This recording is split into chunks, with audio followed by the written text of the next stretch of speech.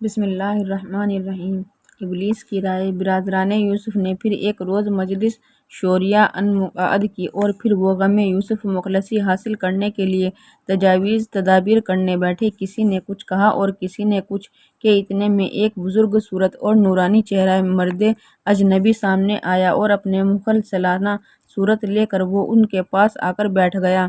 اور سب کی باتیں نہایت محبت کے ساتھ سننے لگا۔ یوسف علیہ السلام کے بھائیوں نے دیکھا کہ یہ تو کوئی بڑا رفیق طبیعت اور دوست طینت ہے، اور یہ ہے بھی معمر و ضعیف الامراض کا تجربہ بھی ہے، ہم سے بہت زیادہ ہوگا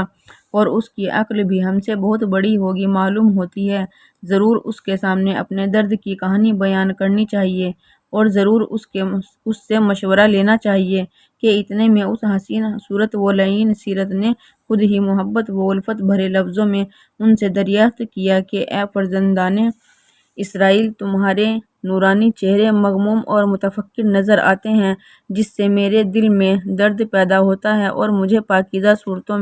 پر رحم اور ترس آتا ہے۔ میں چاہتا ہوں کہ تمہارا شریک حال ہو کر تمہارا غم بٹاؤں اور نہایت خلوص کے ساتھ تمہاری ہمدردی کروں۔ یہ سن کر برادران یوسف نے کہا،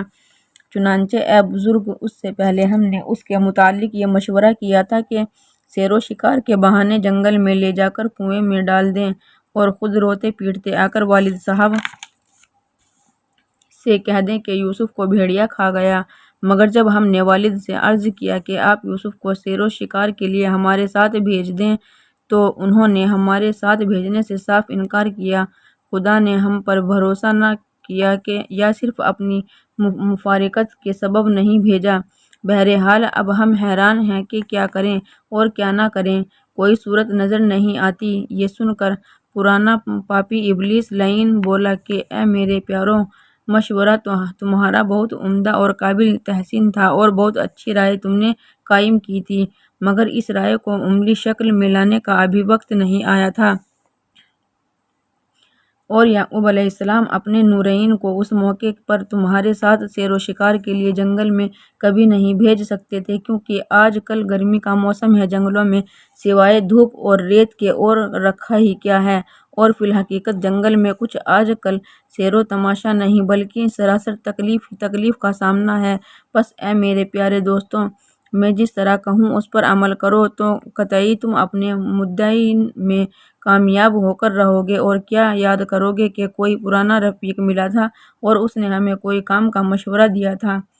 یہ بات ہے کہ ابھی تم تھوڑے دنوں صبر کرو اور برسات کا موسم آ جانے دو، جبکہ جنگل نہیں رہیں گے بلکہ بہشت بری کا نمونہ بن جائیں گے۔ اس وقت یوسف خود تمہارے باپ یعقوب کا دل بھی جنگل کی سیر کے لیے راغب ہو جائے گا۔ اس وقت اور ان تفریح کے دنوں میں بھی تم خود اپنے والد سے جنگل کی سیر کے لیے یوسف کو لے جانے کی تحریک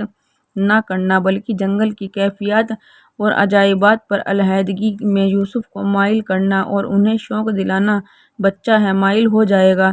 اور اپنے باپ سے وہ خود اجازت لے لے گا۔ تمہیں والد ماجد سے منت و سماجت کرنے کی متعلق ضرورت نہیں ہوگی۔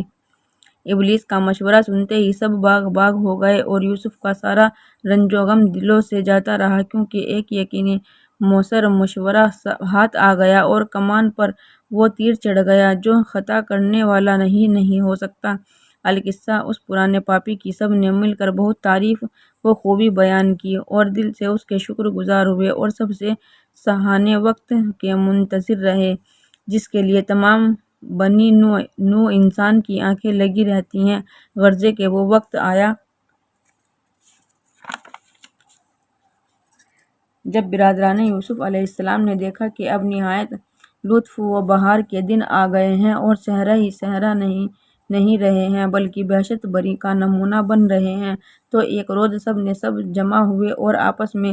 سرگوشیاں کرتے رہے۔ ہر ایک نے ایک دوسرے سے کہا، لو بھائی، مبارک ہو، وہ موسم آ گیا جس کے لیے مہینوں سے ہماری آنکھیں انتظار مجسم بنی ہوئی تھیں اور مدتوں سے ہم ان دنوں کو آنکھیں پھاڑ کر دیکھ رہے تھے۔ نہایت خوشی کی بات ہے کہ وہ خوش کیف ایام آ گئے جس سے ہمارا گوہر مقصود ہمارے ہاتھ آئے گا اور ہم اپنے مراد کو پہچانیں گے۔ چلو اور چل کر یوسف کو والد سے علیحدگی میں بٹھا کر صحرا کی کیفیات اور جنگل کی روح الفاظ لذت پر مائل کریں تاکہ گروگد ہو کر وہ والد ماجد سے خود ہی اجازت حاصل کر لے اور ہمارے ساتھ جنگل کی راہ لے۔ چنانچہ یہ مشورہ کر کے تمام برادران یوسف ایوان اسرائیل میں پہنچے اور پیارے یوسف کو اشارے سے ایک طرف بلا کر پیارے محبت سے بٹھایا اور بہت کچھ تالیف قلب و دل بستگی کی باتیں کرتے ہوئے کہا کہ یوسف تم ہمیں غیر سمجھتے ہو، حالانکہ ہماری جان تم پر فدا اور قربان ہے اور ہم تمہیں دل سے چاہتے ہیں، جس کو ثبوت یہ ہے کہ ہم جب بھی سیر و شکار کو جاتے ہیں اور وہاں قسم قسم کی کیفیتیں اور بہاریں نظر آتی ہیں تو اس وقت ہمارا دل تمہارے لیے ٹوٹتا ہے اور وہ تمام سیر و تماشا تمہارے بغیر ہمارے لیے خار ہو جاتا ہے اور کسی کیفیت و بہار کے دیکھنے کو دل قبول نہیں کرتا۔ کیا اچھا تو ہوگا کہ تم ایسے موقعوں پر ہمارے ساتھ ہوا کرو جس سے نہ صرف ہم خوش ہوں گے بلکہ جنگل کی ان کیفیات و لذت و صحرا کی وہ پرفضا بہاریں دیکھ کر تمہارا دل بھی اس درجے مسرور ہوگا کہ تم کو زندگی کا لطف آ جائے گا اور عجائبات قدرت کے کرشمے دیکھ کر تمہاری روح کو تازگی اور دل کو تقویت حاصل ہوگی۔ اور اس سے پہلے چند روز کا ذکر ہے کہ ہم سیر و شکار کے لیے تیار ہوئے اور ہم نے تمہیں بھی اپنے ساتھ لے چلنے کو حضرت والد ماجد سے کہا اور بہت کچھ منت سماجت کی مگر انہوں نے اجازت نہ دی اور تمہیں ہمارے ساتھ نہ جانے دیا۔ خیر ہم سیر و شکار کو چلیں گے لیکن تمہارے بغیر کسی کمبخت ہی کو صحرا کا لطف حاصل ہوا ہوگا اور ہم ہر وقت وہاں یوسف ہی یوسف کرتے رہے۔ اچھا اب موسم کو پربہار اور صحرا کو گل و گلزار دیکھ کر پھر ہمارا دل سیر و شکار کے لیے مائل ہو رہا ہے، مگر ساتھ ہی اس کو ہم نے یہ بھی قسم کھا لی ہے کہ جب تک یوسف ہمارے ساتھ